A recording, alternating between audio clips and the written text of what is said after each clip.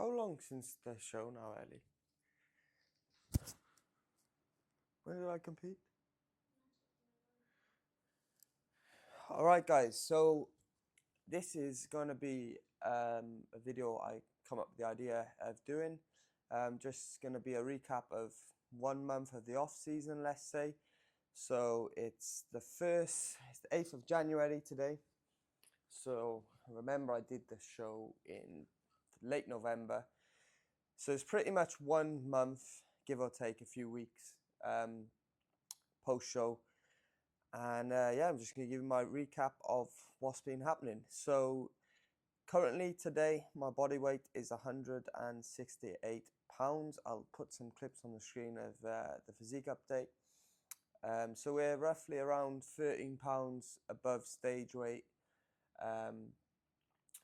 So my initial goal was to regain 10 to 15 pounds relatively quickly. I would say I've been on the more conservative side of that scale.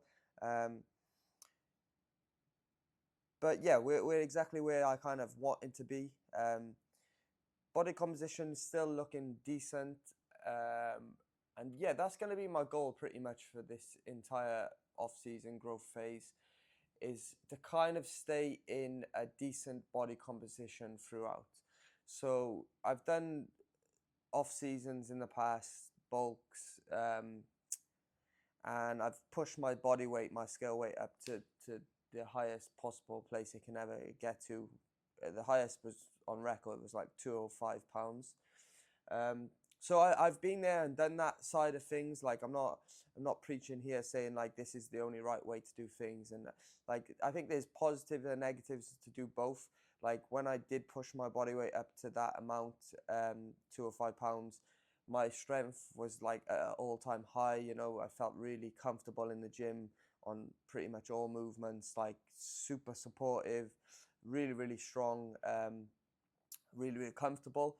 So there's benefits to doing both things. Obviously, keeping your scale weight down, lower end.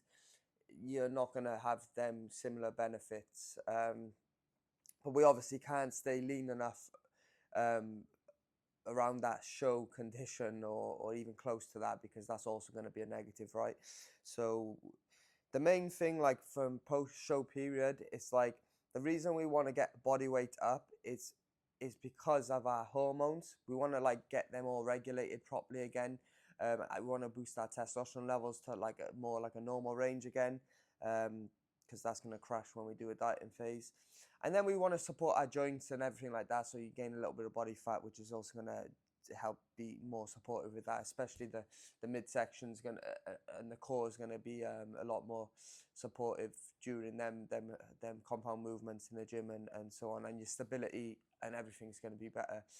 So I believe like in order to do that, everyone's different obviously, but we're talking between, let's say, 10 pounds to 20 pounds, within that range somewhere, post show period, like away from the stage weight.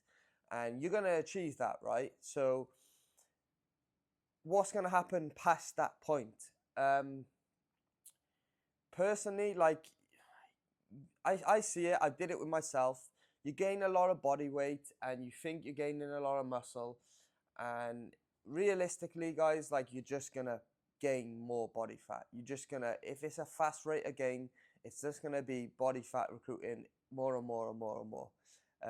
Yes, there might be some strength gains in there, a little bit extra muscle, but it's not going to be noticeable enough.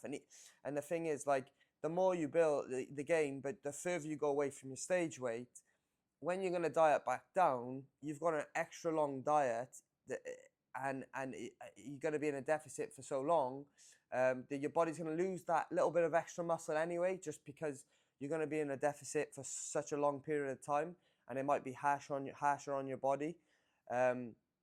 So it's give and take. You realistically not them little marginal 1% gains. You're gonna actually lose when you diet back down, and not only that, you're gonna have to diet for longer periods of time, which none of us really want to do. Like, I mean, if we can minimize the diet and phase, shorten it down, the better, you know. So yeah, that's kind of my thought process behind the fat loss and the fat gain. Um, you have to give you a bit of a background into myself. Like before I even got into bodybuilding, I was always training in the gym, but I was basically dirty bulking for a good 8, 9 years. So when I reached 17 and I started working out, that's when my metabolism started to kick in, and I was just eating. My goal was to just get as big as possible. So I didn't care if it was body fat, muscle, whatever. I just wanted to get as strong as possible in the gym and as big as possible. So I just ate whatever I wanted when I wanted. Whenever I was hungry, my goal was to just eat then, and that's what I did for pretty much 8, 9 years. But when your insulin sensitivity is out of whack and you're not tracking like your macros and your calories and stuff, and it's just all a bit randomized, I probably missed out on a couple of good years where I could have potentially made better progress if I put my body in a slightly better responsive range. So even in recent times, um, when I did that heavy off season, when I went up to 205 pounds and then I cut back down, um, I didn't actually make as much progress when I look back at stage photos and stuff, as I did when I only pushed up around 15 to 20 pounds post show and hold it at 15, 20 pounds post show, and then went back into a dieting phase. So that's pretty much my goal, like to stay within that 15 to 20 pound range, maybe push up 25 pound range, but I don't want to start going above like 25, 30 pounds.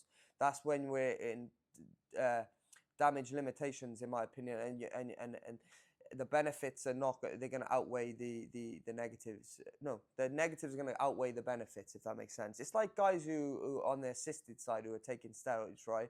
Like everyone knows that like more dosages do not always mean more equal more gains, you know. You're going to reach a ceiling at some point, and then you're just going to be recruiting negatives. And I think it's the same when it comes to natural bodybuilding and body composition. So it's important, guys, that you keep your body healthy. How do we do that? Staying in a good body fat composition range throughout the off season, keeping in things like cardio, keeping your steps relatively high, and just not eating as much shit food. Managing your food, fine, a little bit better. So yeah, I feel like I've got a decent balance with my food. Probably eating a little bit too much sugar, so I'm gonna kind of cut a little bit more out of that out, and try and just focus on more of the normal meals that I was pretty much eating when I was prepping. And then if I plan a cheat day or a cheat meal in here and there, then I make sure that I just do that and I reward myself. But then I'm gonna have a good three days or so where I'm back on a good diet post that cheat day. So that's my plan going forward. Talking about my training program now. So the split that I came up with was legs is going to be at the beginning of the week.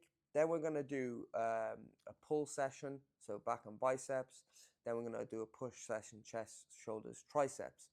Then I plan to have a rest day, and then we're going to do the back density day. So back is going to be just deadlifts. We may throw in some extra glute work there and some like 1 or 2 hamstring movements potentially, but that's a big taxing session. So I'm going to have a bit of flexibility with that. And then I want to hit chest on its own, because so back and chest is a theme there, guys. That's what I'm trying to bring out more of, and shoulders. And then the following day will be shoulders and arms. I can either mix arms with chest or I can mix it with shoulders. Then the plan then is to rest and then repeat the split again for legs. The issue that I'm coming into is the back session, so the density day. When I do deadlifts, my lower back is taxed quite bad. So even after training chest and then shoulders and potentially even another rest day, my lower back is not recovering enough time to train legs again. And also the other thing that is not, I'm not happy with is that there's a long period of time between training legs. Granted, I'm doing only one leg day, which is fine. I feel like that's a good way to bring out your legs. My legs are arguably my best body part, and I've built my legs by training with legs once a week. However, it is a bit longer than that. It's like 7 or 8 days between legs, and I would like to train them a bit slightly more frequently.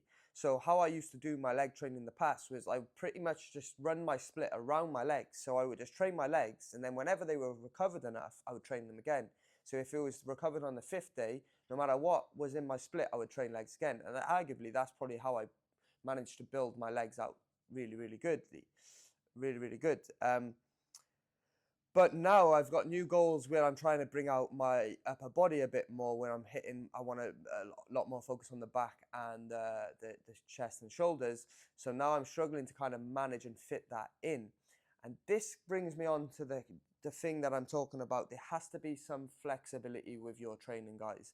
Like, I'm not a big advocate for the logbook method and going into the gym and having to progress lifts every single week, every single session, because that's not how life works, right?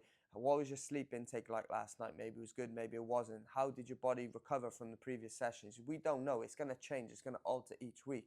What was your hydration levels like? What's your energy levels like?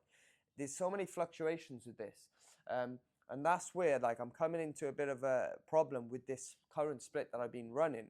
I'm seeing good improvements to my back already. I know that sounds crazy in the short period of time, but I'm really liking the volume that I'm having on my chest and my back. However, I feel like my legs are just like not having as much volume given to them. So the only thing how I'm going to alter this, I think, is if I have to bring leg session forward slightly, then I will bring it forward, and then I will just follow the split from there again. So for instance, I would bring legs forward, and if I missed out that shoulder and an arm session, then I would do legs, shoulders, and arms, and then go back to the back session and rotate the split like that. So there's going to be a little bit of flexibility in there.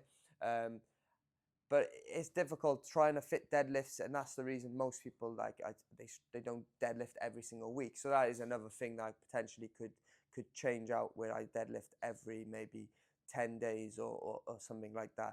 But I like to deadlift. I feel like it's a good movement for bringing out your back and the posterior. So I want to try and keep the frequency in with that. And that's it. Nothing more left to update you on, guys. That's my plans going forward. And yeah, things are in a good spot. I'm pretty happy how things are going with my training. Food focus is back to somewhat of normality. I mean, we never really recover from that. We're always going to have a little bit of food focus, especially if we like to eat food.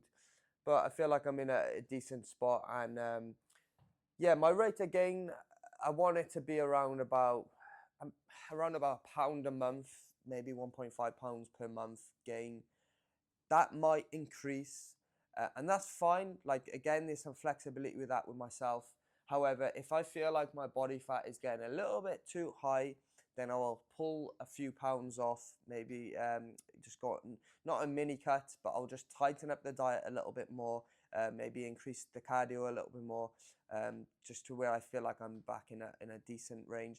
Because I don't want to do these big jumps up and then the mini cuts down and go like that. I kind of want it to be steady, and occasionally we might just taper the diet down a little bit, and then increase back up from there.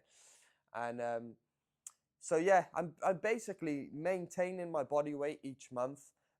Let's say I'm 165 pounds one month.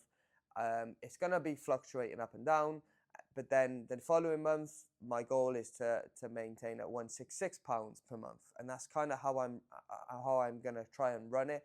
Like I said, if it does increase the rate of gain slightly, that's fine, as long as my body composition stays within a good range.